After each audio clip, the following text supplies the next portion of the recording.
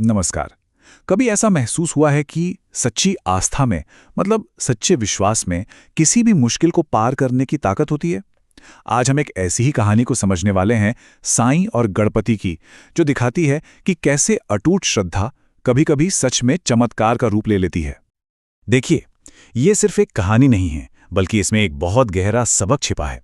ये हमें सिखाती है कि जब इरादे नेक हों और विश्वास सच्चा होना, तो हालात भी रास्ता देने पर मजबूर हो जाते हैं। तो चलिए इस विश्वास की यात्रा को करीब से समझते हैं। तो हमारी कहानी की शुरुआत होती है पावन शिरडी से। जरा कल्पना कीजिए, गणेश चतुर्थी का त्योहार है और हवा में सिर्फ भजन कीर्तन ही नहीं, बल्कि एक उम्मीद और खुशी भी घुली हुई है। पूरा का पूरा शिरडी गांव जैसे भक्ति के सागर में डूबा हुआ था।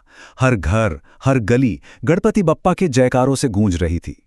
ये सिर्फ एक पूजा नहीं थी, बल्कि एक सामूहिक विश्वास का जश्न था, जहां हर कोई अपनी अपनी श्रद्धा से बप्पा को याद कर रहा था। लेकिन इस भक्ति और उल्लास के शोर के बीच एक मन था जो बिल्कुल शांत और चिंतित था। जहां एक तरफ सब लोग जश्न मना रहे थे, वहीं एक भक्त अपनी एक बहुत बड़ी परेशानी से जूझ रहा था। और उसकी चिंता ना एक ऐसा सवाल खड़ा करती है जिसका सामना शायद हम सब ने कभी न कभी किया ही होगा, कि भाई जब बाहरी साधन साथ ना दे रहे हों, तो मन की श्रद्धा को कैसे दिखाया जाए। ये भक्ति और मजबूरी के बीच का एक संघर्ष था।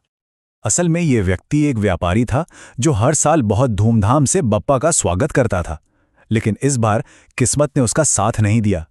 बिजनेस में इतना भारी घाटा हो गया था कि उसे डर सता रहा था कि वो अपने भगवान की पूजा ठीक से कर भी पाएगा या नहीं।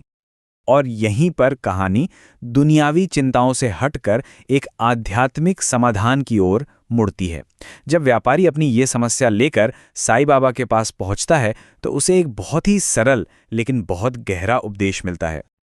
बाबा ने उसकी चिंता को एक मुस्कान के साथ दूर कर दिया। उन्होंने उस व्यापारी को याद दिलाया कि ईश्वर को धन दौलत या दिखावे की नहीं, बल्कि एक सच्चे मन की भक्ति चाहिए होती है। और सच कहूं तो यही इस कहानी का सबसे बड़ा सार है। बाबा के इन शब्दों ने ना जैसे व्यापारी के मन का सारा बोझ ही हल्का कर दिया। उसने दिखावे का ख्याल छोड़ दिया और पूरी सादगी के साथ बप्पा की स्थापना की। इस बार उसकी पूजा में महंगे चढ़ावे नहीं थे, बल्कि अटूट विश्वास और पूरा समर्पण था। अब समय था उस विश्वास की परीक्षा का। क्या सादगी से की गई भक्ति का भी उतना ही फल मिलता है? यहीं से कहानी एक चमत्कार की दहलीज पर कदम रखती है। पूजा के दिन बीत गए और बप्पा के विसर्जन का समय आ गया। व्यापारी का मन एकदम शांत था। उसे बाबा के शब्द याद थे और वो बिना किसी उम्मीद के अपनी सादगी भरी पूजा से खुश होकर बप्पा को विदा करने की तैयारी कर रहा था। और ठीक उसी पल जब वो अपने पूजा को अंतिम रूप दे रहा था, कुछ ऐसा हुआ जिसकी उसने कल्पना भी नहीं की थी। अचानक उसके दरवाजे पर एक ग्राहक आया और देखते ही देखते एक बहुत बड़ा बिजनेस डील पक्का हो गया।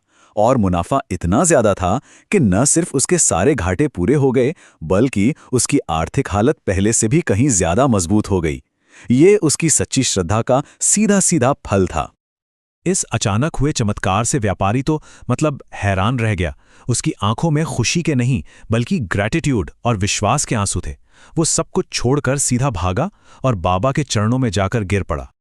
उसने बाबा से कहा, बाबा, ये सब आपकी ही कृपा है। आपने ही मेरे सारे विघ्न हर लिए। और फिर उसने वो बात कही जो इस पूरे अनुभव का निचोड़ थी। आज मैं समझ गया कि गणपति बप्पा और आप दोनों एक ही शक्ति के दो रूप हैं। तो ये घटना सिर्फ उस व्यापारी के लिए एक चमत्कार नहीं थी, बल्कि ये पूरे शिरडी के लिए एक गहरा सबक बन गई। इसने भक्ति के सही मतलब को सबके सामने रख दिया। और बाबा ने उसे आशीर्वाद देते हुए जो कहा, वो इस पूरी कहानी का सार है।